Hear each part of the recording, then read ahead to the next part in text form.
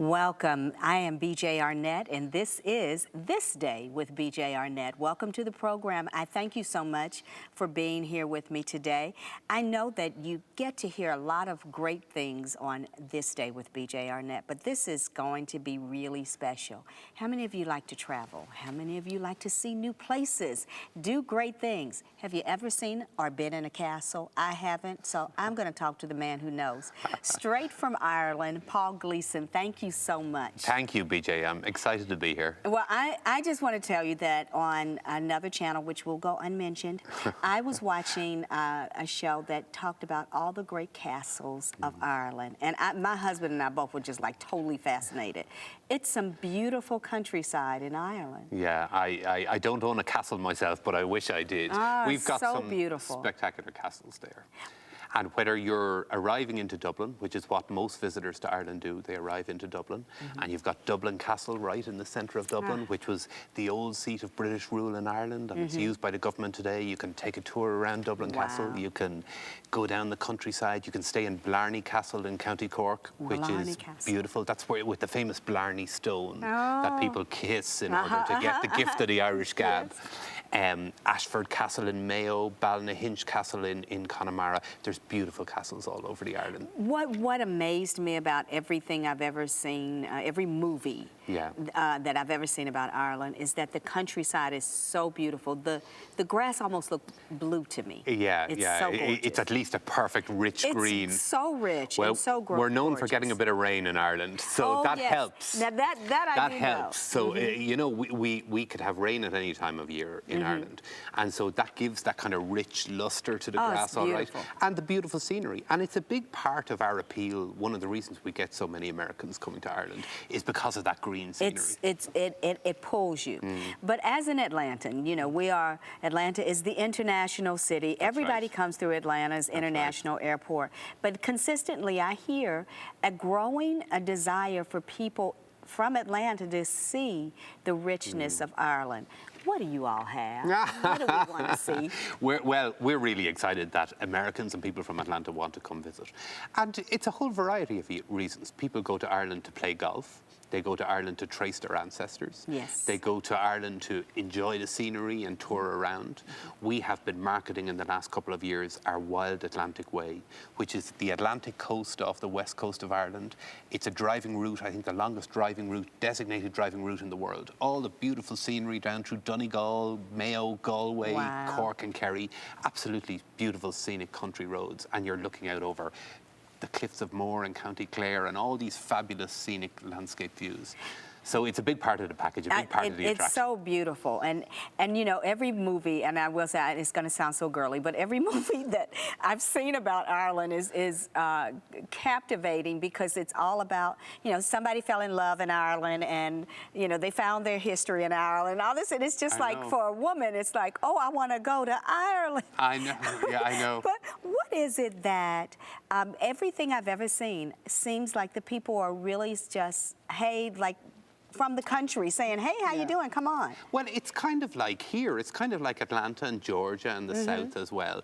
People pride themselves on being friendly. On that, you can the warmth see of the welcome. Yeah, you can see it's the same thing. And you know, it's a badge of honour for people here, and it's a badge of honour for people in Ireland. So we're lucky. We've been voted friendliest country in the world by Lonely Planet and these publications. So, you know, I think that's part of the welcome. People are genuinely delighted to see visitors from America. We've long historic ties between Ireland and Georgia and the US. And, you know, people feel a kinship there with American visitors that maybe American visitors wouldn't get in other parts of the world. Exactly. Well, one of the things is that I have 5 adult children, and we're just starting to have some grandchildren. And then, of course, in our ministry, I have children there too. So it's just like children everywhere. So when I think of a vacation, I think of how that vacation will happen with my children and my grandchildren. Tell us about a package of things to do, so to speak, for the entire family, from the little bitty ones on up. We have the same issue. I have small children myself, so we're like, thinking, how can we amuse them when we get them on holidays? Exactly. And you know, one of the places we've brought them to is County Wexford, the Kelly's Resort there, where they're really well set up for children. And you know, the holiday packages are designed so that all the family are enjoying themselves. They get to spend days on the beach. They get to do the activities in the hotel. You said beach. That did it. Yeah, they get all of this. So we don't think of Ireland as having beaches. I don't, at least. Well, we're an island nation, so you know we're surrounded by beaches. Most counties in Ireland have coast, so we have beautiful beaches. And if you get the weather right, I'm not saying it'll be a nice day on the beach in November in Ireland, probably not. But if you get the weather right, particularly between April and September, you can have gorgeous days on the beach in Ireland, and so it's a big part of the attraction. April and September is the best time to go with them. Yeah, that's when you're most likely to get the really good weather. Like, I mean, all year, and for people who want to experience Ireland in the run-up to Christmas, which is a very special time, it's a great opportunity as well. But during those summer months and spring and autumn, that's when I suppose you're more likely to get the nice weather there. You might not come back from Ireland with a suntan, but you will come back having enjoyed a holiday and hopefully having gotten to spend some time on a beach as well. You know, the other thing I loved about Ireland when I watch it on television was that I always saw sheep roaming the lands. And, you know, when I think of my children and especially the little ones, the little grandchildren, they love seeing animals up close. And I don't know if I always love it for them, but they do. But when you think of all of the touristy things that we could do there, besides the beach, there are the land and the areas that have all these animals just seem to be walking around over there. Absolutely, and there's opportunity for plenty of that. They're not locked up somewhere. Absolutely. Like, I mean, Ireland is an agricultural economy. You know, that's what we grew from. And, you know, to this day, we'd be one of the biggest providers in Europe of quality beef, grass-fed beef, and dairy products. Even on your supermarkets here in Atlanta, you'll see Irish cheeses and Irish butters. I use Irish butter. There you go. You have great taste. I do. I use Irish butter. So you know, we'd be well known for that, and you can almost be guaranteed you'll bump into sheep on your Irish holiday. Yeah, that's so funny. Particularly a lot of those windy roads along the coast. I say to people now, one of the great advantages in Ireland is we've built lovely big highways which allow you to travel between the big cities for getting around, but people still love those little windy roads. They want to drive along those and see the sheep and all of that. You want to see something that, you know, the normal tourist experience wouldn't show you. You want to go to those places that are the undiscovered. Undiscovered. So you go back home saying, okay, we went here and it was just the greatest little place over here. In terms of hotels and resorts, I think of Ireland as being a place that has wonderful bed and breakfast. Yeah. That's a really special way to do it, I think. If you're staying in bed and breakfast there, you're almost, it's like staying with a family. It's receiving that the hospitality we spoke about, I suppose. You know, that kind of welcome, the kind of personal touch to it that is important in Ireland. So we would have a lot of tourists come, they stay in bed and breakfast. That would be very common. And it's a great way to do it. People can, you know, arrive into a town if they don't have a booking beforehand, and they can get a list very easily of the local bed and breakfast and look at availability. And you know, it's a chance to start the day with a fine Irish breakfast as well to get you going, which is nice. Which is pretty nice. And in terms of the things that we need to know for that travel experience, how far out do we need to make our plan to see as much of Ireland, to experience as much of the real culture and atmosphere of Ireland, and of course come back with, okay, it's going to sound real womany, but with a lot of little gifts from my friends me. We can help with that. Yeah, we want that too. So how do we do that? Well, the first thing we recommend is people go to Ireland.com. It couldn't be a simpler website address, Ireland.com. All right. And they have great information there for everyone planning their trip, whether it's flights, accommodation, what you want to see when you're there, whether you want to join up with a package for part of it. You know, I think it's sensible to book a few months ahead of time. It's a nice lead-in time for people, and people get excited then trying to work out all the different things they can see. And whether you have a week, 10 days, 2 weeks, there's so many parts of the country to see. Most people fly into Dublin, but whether they're getting out west then, Donegal, Galway, down to Kerry, or whether they're going down south into Wexford or Cork, there's really all kinds of things to explore. So you might have to come back a second time. But at least for the first visit, Ireland.com is really the place you need to consult. Is it that that when you get into Ireland, do we need to rent a car? Or Yeah. is there, you know... There's lots of public transport, particularly if you're getting around Dublin. We'd rely on public transport in Dublin a lot more than people would here necessarily in the US or in Atlanta. But then when you're traveling around the country, a lot of people will like to rent a car to drive. We drive on the left-hand side of the road, Yeah, so you need to remember that before you get started. I don't know if I can do that. That'll be a husband thing, on the left-hand side. I barely get the right-hand side correct.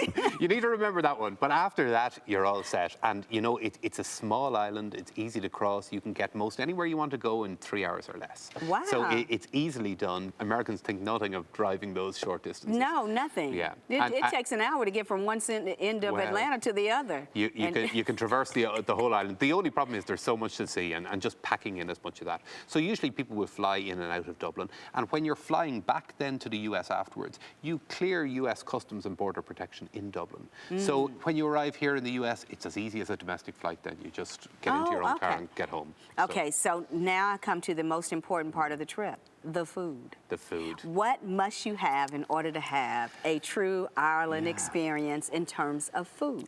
The food is getting better and better in Ireland. And actually, we're finding it's becoming the main reason why a lot of people visit, for that culinary experience, you know? So whether it's seafood off our coastal towns, whether it's traditional Irish stew, which is our famous Irish dish, lamb or beef Irish stew, there's so much. And, you know, you can sample it here, as I said before you go. You can sample the butters and the cheeses, and later this year, our grass-fed beef as well. Our restaurants are really cutting edge now. They're getting recommendations and critical reviews which are as good as any restaurants in the world. And we think we've a great selection there for people to come visit. That is so. Ireland.com is the place to go to. And the food is going to be great. The sights are going to be wonderful. The people are lovely and loving. You know, and that is what I've experienced. And I understand from my grandma that I have a heritage there. A little bit of Irish heritage yourself. Yeah, a little bit of Irish heritage. Well, my great-grandfather. It's a good story. All over Georgia, we have people with Irish ancestry. So when they asked the question in the census, almost 1 million people in Georgia claim Irish or Scots-Irish ancestry. Well, it's huge. And during, let's go back in time a little bit. We have a couple of minutes, but when did so many Irish folk come to the United States? A lot of the Scots-Irish folks came here in the 1700s. So they would have come out in through Pennsylvania, down into the Appalachians, Georgia, Tennessee, the Carolinas. And then they would have been followed by Catholic Irish in the 1800s. A lot of them fleeing poverty and famine at the time, coming over here. And they were the folks who helped, you know, build the great Georgia Railroad and the canals of the Carolinas and port cities like Savannah and Charleston. They were the Irish folks who came here. But we're lucky today, so many people still associate with Ireland. They want to be associated with Irish culture, our musicians, our artists, our dancers, all of this. So, you know, we're very fortunate to have that. And wherever I go here in the Southeast, there's terrific celebration of Irish and Celtic culture. We're very lucky with that. And very much so here in Atlanta. It is, I've met so many people with an Irish background and embracing the Irish background. And it's so easy for people to research it online as well. You know, so we'll see through the St. Patrick's Day season, it's always a big thing. All through the year, people are researching online, finding their ancestors. We don't want to make it so easy that they don't have to visit themselves and come check it out themselves.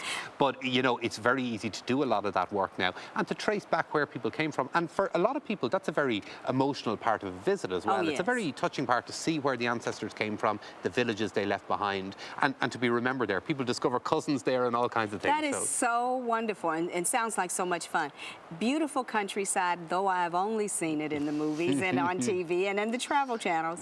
But I look forward to one day going to Ireland. When was the last time you were home? I was home in January, and I'm going home again with the family, hopefully at some point in April. So it's nice to be able to go back. We fly with small children, though, and I don't always recommend that. Because there's that.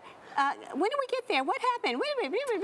We get a lot of that. It's international, so it doesn't change. Paul Gleason, thank you so much. Thank you. I really enjoyed it. A lot of fun. Ireland.com.